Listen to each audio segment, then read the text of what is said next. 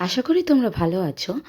আজকে আমি নিয়ে চলে এসেছি আরেকটা হাই প্রোটিন লো কার্বস ডায়েট নিয়ে। চলো তো দেখে নিই আজকে আমি কী বানাতে চলেছি। আজকে আমি বানাচ্ছি জিরো অয়েল চিংড়ি মাছের ভর্তা। চিংড়ি মাছে কিন্তু বেশ অনেকটাই প্রোটিন থাকে। তার জন্য দেখো আমি কড়াইয়ের মধ্যে শুকনো লঙ্কা আমি কী করেছি না একটু ড্রাই রোস্ট করে নিয়েছি। তারপরে আমি কুচানো পেঁয়াজটাকেও কিন্তু ড্রাই রোস্ট করে নিয়েছি, যেহেতু আমি এটাকে নো অয়েল বা অলমোস্ট নো অয়েল করতে চাইছি। কেন অলমোস্ট বললাম সেটা তোমরা পরেই দেখতে পাবে।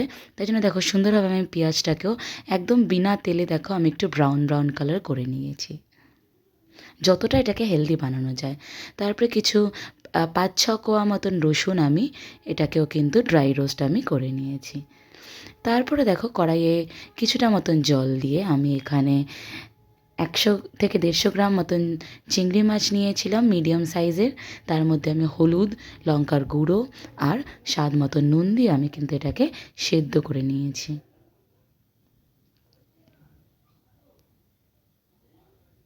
এই খাবারটা কিন্তু তোমরা যারা ডায়েট করছো তারা কিন্তু অনায়াসেই খেতে পারো। দেখো ৩ থেকে ৪ মিনিটের মধ্যে দেখো চিংড়ি মাছগুলো সেদ্ধ হয়ে যায়। তারপরে আমি কিন্তু এর মধ্যে কী করলাম, একটা মিক্সার গ্রাইন্ডারের মধ্যে নিয়ে এটার মধ্যে আমি যেইগুলো শুকনো খোলায় ভেজে রেখেছিলাম সেই জিনিসগুলো কিন্তু আমি এর মধ্যে দিয়ে দিলাম। দেখো,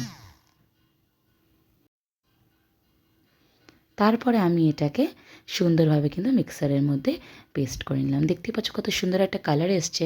আর এটার মধ্যে কিন্তু এমন কিছুই দেওয়া নেই যেটাতে অনেকটা বেশি তোমার ক্যালোরি থাকবে। দেখো আমি তার মধ্যে এবারে জাস্ট ফর টেস্ট আমি এখানে হাফ টিস্পুন মতন সর্ষের তেল দিয়ে দিলাম। তোমরা যদি এটা না দিতে চাও তোমরা নাও দিতে পারো।